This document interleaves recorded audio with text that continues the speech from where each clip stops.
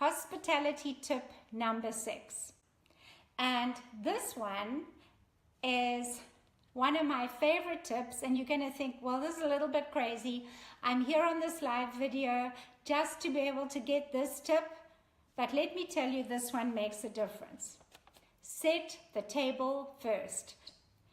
Now, when you are going to go and visit somebody and you walk into their house, they're scurrying around in the kitchen, they're trying to get everything ready.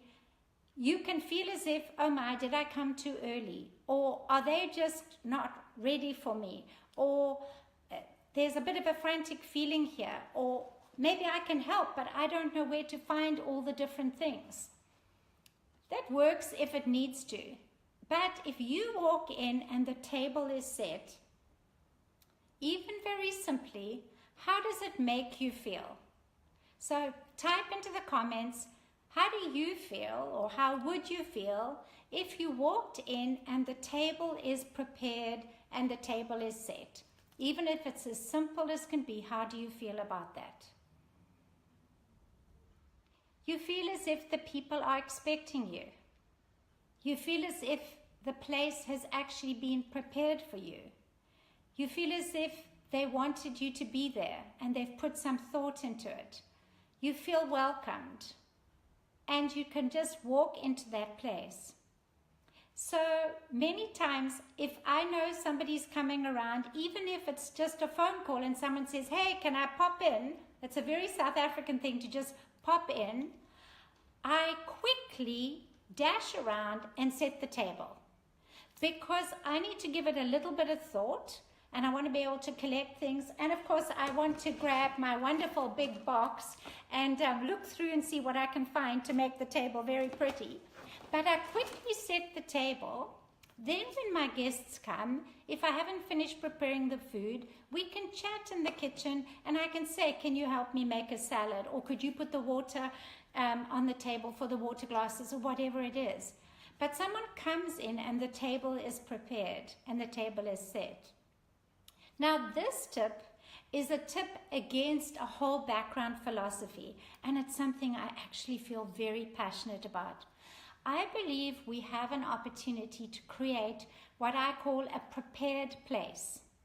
And there's so much I'd love to be able to share with you, but I don't really have enough time today.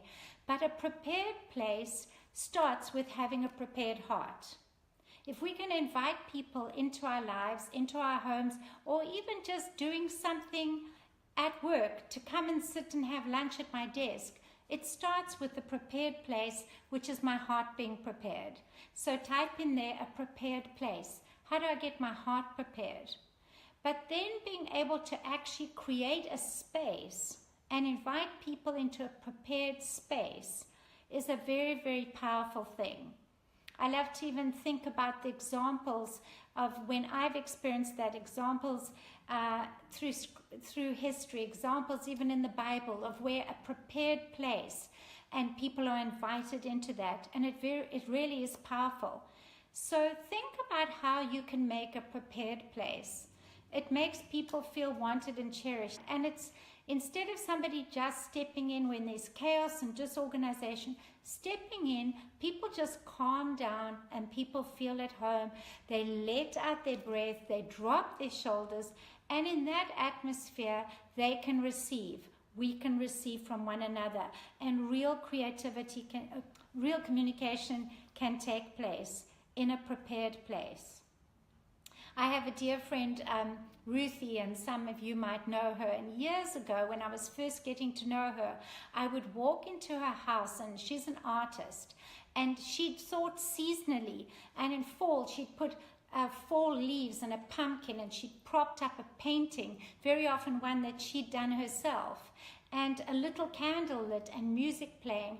And it didn't matter what I had been going through that day. The moment I walked in, I just let down, I just breathed a big sigh, I settled in, I relaxed, and it felt as if I'd been on a 10-day vacation in just the 2 minutes when I had walked into her front door. She would change that at different times of the year and caught the essence, the theme of that season.